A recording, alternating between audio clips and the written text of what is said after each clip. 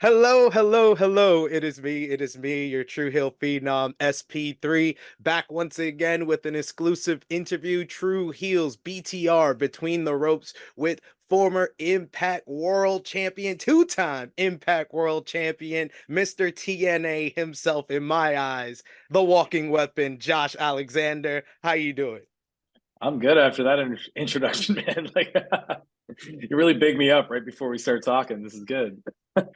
I always have to. I always have to give the big introductions. That's just my style. But I am very excited to talk to you. I jumped at the opportunity to speak to you, even though we just spoke about 4 months ago, because so much has changed in the past 4 months. Yeah. And I gotta start off with something that we actually talked about in that interview 4 months ago, because it was right before Bound for Glory, where Will Ospreay versus Speedball Mike Bailey, and I brought up the potential showdown between you and Will Ospreay. So you welcome Scott D'Amore, TNA. I brought it into fruition, but you are the one that paid it off in two incredible matches and this matchup on the first episode of the new era of TNA Impact, rated 5 stars in the Wrestling Observer newsletter, 5.5 stars, excuse me, 5.5 stars in the Wrestling Observer newsletter, talked about as one of the greatest matches in TNA history. Kind of what has been your feedback to all of the great praise that this match has gotten?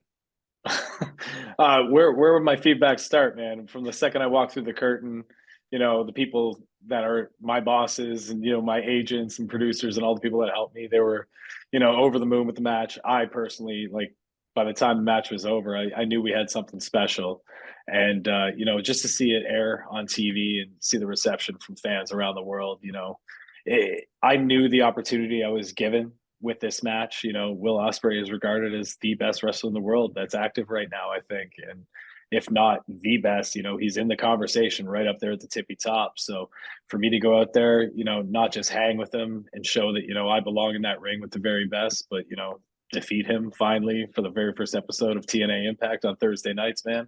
That's an arrival for me on the scene for a lot of fans that might not know me. And that's a great opportunity, and I'm happy I got it. I'm happy that we got in there. We had that chemistry, and we were able to put on something special that people are going to remember for a very long time. But like for anyone who hasn't heard about you before this matchup, this is not like something new for you. I feel like every single year in the past like 3, 4 years, you've had a match that has been in the conversation for the greatest match in Impact TNA history. Whether you go back to your 60-minute Iron Man matchup with the TJP, to the epic, nearly 60-minute matchup you had with Speedball Mike Bailey, to this matchup here. How are you able to kind of keep up this now that you kind of have this matchup that takes you to even higher level? How do you become this? Now you're calling yourself the world beater, or they're calling you the world beater in TNA. How do you keep up this level? I mean, that's the $1 million question, right?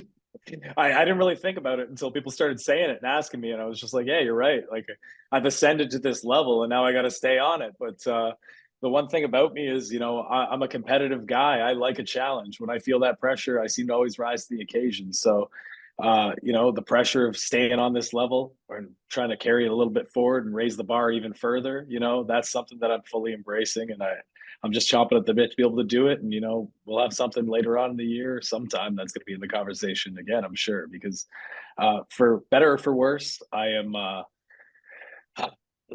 passionate. I love wrestling. I love being in that ring, and I love getting a reception from the crowd. Like, it's a drug that you cannot bottle, you cannot get unless you go out there and do it. And I'm lucky enough to be able to go out there and still do it. So every time I do that, that's the drug I'm trying to get, man. I'm trying to get that reception from the crowd, that adrenaline rush. I'm trying to get all that, and the only way I do that is by going out there and giving everything I have to try to have the best match possible. And absolutely, you have to kind of keep up to that level. And with this matchup with Will, I got to ask the question, even though, I know you talked about it in a previous interview, that you thought that this match wasn't kind of going to be, or you didn't think it was going to be something in the cards, but you feel like Will was the person that kind of wanted this matchup, the rematch, to happen when it happened. So if you could tell us that story, I would love to hear it.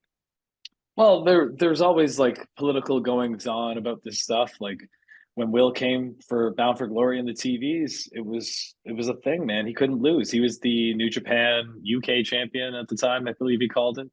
And that's totally understandable, justifiable. When I was, Impact World Champion, traveling on the Indies, ain't nobody beating me. That's that's just a fact. I'm representing this company. I'm a champion, man. That's not gonna happen. But like, he lost it at Wrestle Kingdom, and then he was coming back. And prior to that, I had heard that the match isn't gonna happen. Like it wasn't a made match just because we had a promo and he said he wanted to be in TNA, and I called my shot. Said, if you're coming back here, it's got to be against me. Like that doesn't make the match. I'm not management. I'm not the booker. I'm not doing all this stuff with the business, man. I stay out of that. But you know, uh, there's one person that's in ultimate control of Will Ospreay's destiny and what he does, and I think that's Will Ospreay.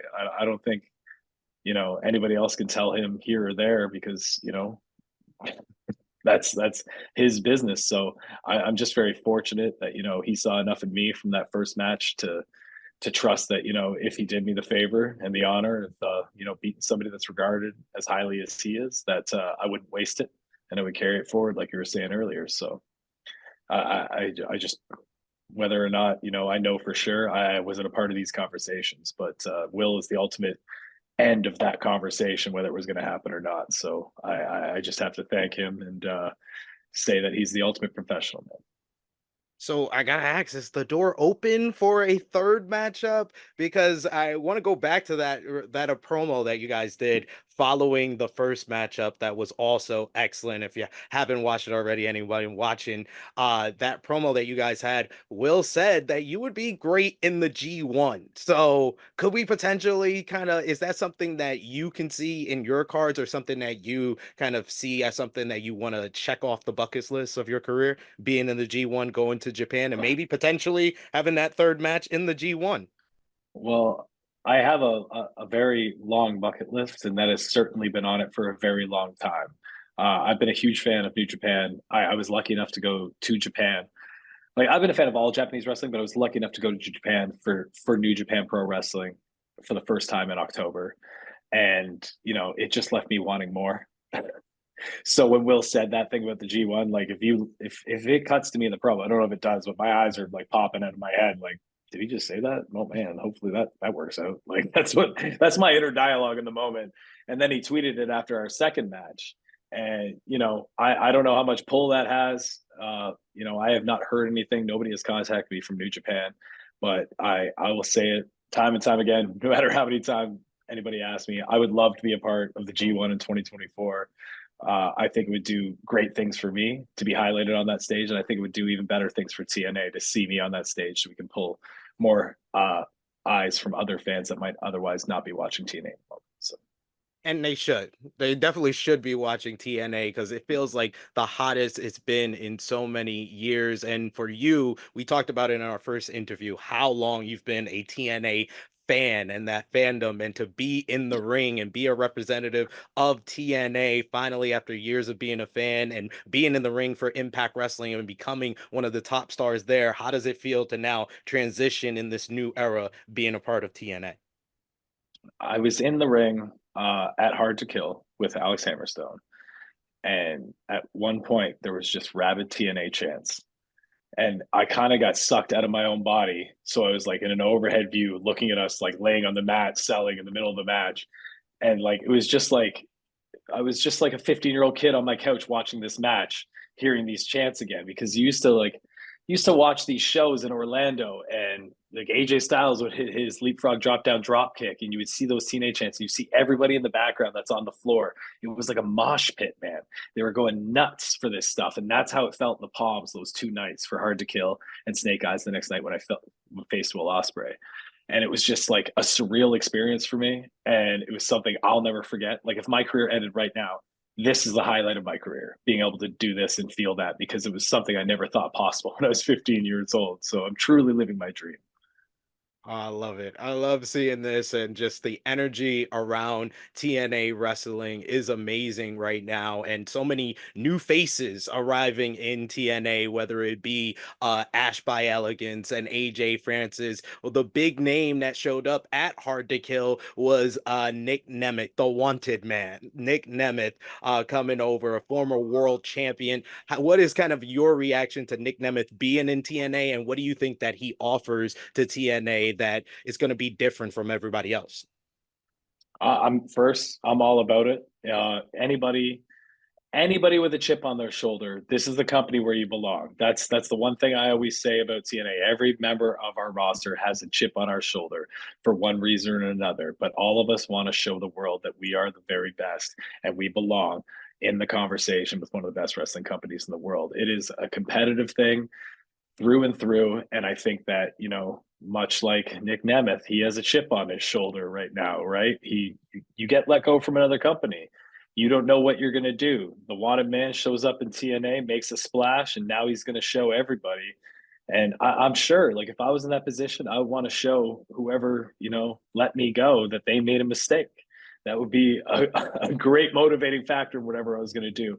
He's an amazing wrestler. He's had an amazing career. I have followed it closely. I never thought that he would be in a position like this where he would ever be able to go to another company personally. So to see him here in TNA, I'm all about it. I think it's going to draw more fans that otherwise might have not watched TNA before to our product. And once they see our product, they're not only going to see Nick Nemeth, but they're going to see everybody on the card around him. And they're going to see what we've been doing for the last few years, trying to get this brand like to where it is now, and the rebrand's only springboarded that much further. So the buzz is in the air. No matter where I go, I hear fans talking about TNA and how great it is, and it feels like we're back. And I just nod and I go, yeah, we're back. So we're gonna keep this going. So just strap in and get ready for the ride, man.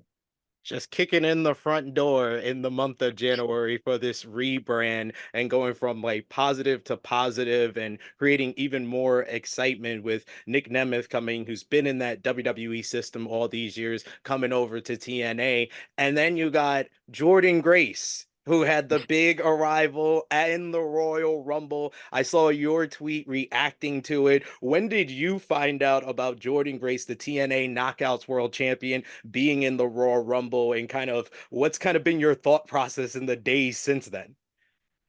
I found out a couple days before, and I wish I hadn't, if I'm being honest. Uh, and it's not because of like there's no negativity around this whatsoever. I know how I would have felt if I heard her music and was like completely shocked watching the Rumble. You know what I mean? But I knew it was going to happen. I didn't know when she was coming out, what she was doing, anything like that. But I've been really good friends with Jordynne Grace my entire time here for 5 years in Impact and now TNA. So she kind of texted me a couple days before. She's like, I need to tell you, I can't have other people knowing about this and not you. So I'm fortunate for that. But I wish I didn't know, man, because she came out there and like, I've known Jordynne Grace has been a star for years. Like she, when people look at me and they talk about me, the only thing that makes me special is that I love this and I have a passion for it and I want to be the best. And Jordynne Grace is the women's wrestling version of me. Like we are the exact same person in different bodies. She is so crazy, so hardworking, so talented, and now the world knows that. Like the wrestling WWE universe knows that. Like she came out, her video of her entrance had like 3 million views, and I heard that no other WWE video got even close to that. Like it's just blowing my mind how much she blows up. But at the same token, it's not blowing my mind at all because I knew how good she was, and she went out there and she killed it, and she represented herself amazingly well. But even more than that, man, she embraced the pressure of representing TNA, and she went out there and she did us all proud. Yeah, if there's a Miss TNA to go along with the Mr. TNA that I called you, yeah, it would be Jordynne Grace. And she was amazing. And I've seen her, talk about all the potential that her arrival in the Royal Rumble can bring to maybe TNA versus WWE. I've heard people talk about a Jordynne Grace versus a Bianca Belair, a Jordynne Grace versus a Jade Cargill. But I want to ask you if there is such a thing as a potential TNA versus WWE WWE matchup for the walking weapon, Josh Alexander, the world beater, that he can face one of the top guys over in WWE, who would it be? Well, I've been tagged in thousands of tweets over the last few days, I know. just clamoring for Josh Alexander versus Chad Gable, Josh Alexander versus Gunther. And I'm like, yeah, that'd be great. I'd love to wrestle those guys. But we need the face of TNA, AJ Styles, against the new face of TNA, Josh Alexander. That's the one that I want.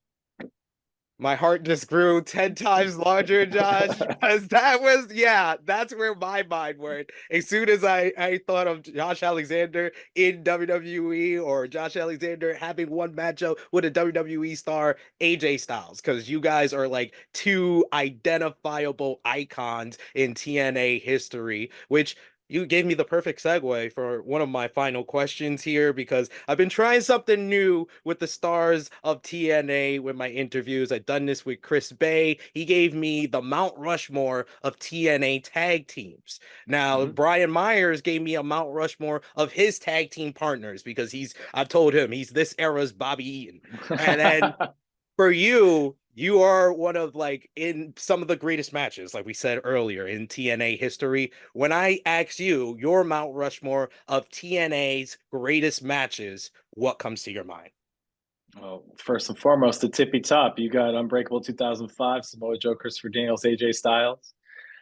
Uh, there's so many of them, and I just got to pick the right ones so I don't leave anything out.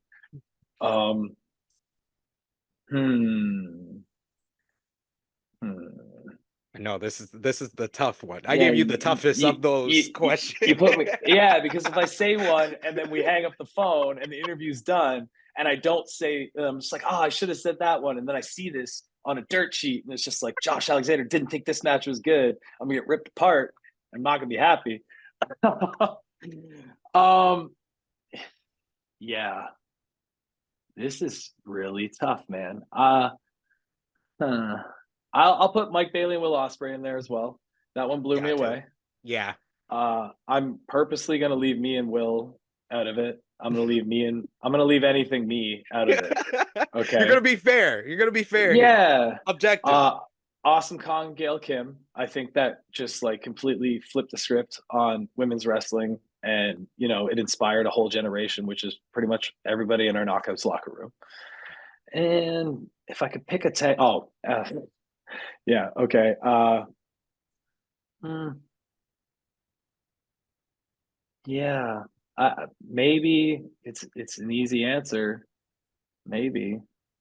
Uh, this is tough. I'm trying to find a tag team match that really sticks out. I could go with the Six Sides of Steel, like Skipper, That's the one that boom. comes to my mind too, or one of the Motor City Machine Guns, Beer Money, the Best of I Five was series. I was just gonna say Motor City Machine Guns and Beer Money would probably top that for me. There you So go. I'll go with that. But little like caveat, the one that's almost slipping in for me as a fan, uh, Kurt Angle and AJ Styles. So Hard Justice, there was that one, and 2007, I think. Yeah, I yeah, love there that was, one. That's my and favorite. they had a second one too, which was also very good. Yeah. I think it was on TV though. But yeah, I'll go with the Hard Justice one. Very nice. So my final question to you, like you brought up earlier, you had a huge matchup at Hard to Kill that I want to give attention to because I felt like this was a great kind of putting the resume out there for Alexander Hammerstone. So I wanted to ask you, how does it feel to be in the ring with someone like that comes from a different world? He's been in MLW, a dominant world champion over there, and really kind of showed out and showed the world his talents in that matchup. And then potentially, can you see someone like Alexander Hammerstone coming into TNA? And who's one name that you think could be the next one for people to watch coming into TNA? Okay, so we got three questions there. Yes, it's like a First thing, three-sided ring. how did how did it feel to be in the ring with Alex Hammerstone? Physically, didn't feel great. I'm getting thrown around by this 260-pound mound of muscle. Like people have been asking for match number 2 online. I finally like responded a few days ago. I was like, why do people want to see this? Like, I'm just gonna get thrown around again. Sure, I won, but like I didn't feel great afterwards, guys. Like it's not my first pick, you know. But no, I have roomed with Alex Hammerstone over the years. We've wrestled independents. We'd always get put in the same hotel room. He's become a friend. He's somebody I think is immensely talented and maybe lesser known in the wrestling world, you know, for whatever reason. But the second that match was made, I sent him a message. I was like, whatever crazy stuff you want to do, you let me know. We're going to highlight you. We're going to show the world how good you are. And, you know, he trained like crazy for this match. He showed up ready. And I think, you know, if you put that match on to show somebody what Alex Hammerstone is all about, that's a perfect match to show what Alex Hammerstone can do. And that was my goal going out there. You know, that was to highlight him. You know, of course, we're going to highlight each other by having this amazing match, but I think most of the TNA audience already knew me. So I wanted to introduce him to the world with that match, and I think we did that, and I was very happy with it. And I would love to wrestle him anytime. I was just kidding about him throwing me around. It does suck, but you know he's really good. So, second part of the match, do you think I could see him in TNA? Was that? Yeah. Oh, absolutely. I think it would fit in perfectly, not just for being good in the ring, you know, being a different kind of aesthetic look because he's so, you know, jacked, muscular, compared to a lot of people on our roster. Like he could walk on stage in a bodybuilding competition tomorrow and probably just win the whole thing. You know what I mean? He's just a different kind of animal, but he's a really good guy. He's very professional. And like we have a very tight knit family unit of a locker room. And I think we fit it perfectly with that. And the third part of the question was who would I like to face Who would you in yeah, TNA? who would you like to see come into TNA to face that isn't right now on the roster? You see, that's a difficult question because so many people are locked into contracts these days. Yeah.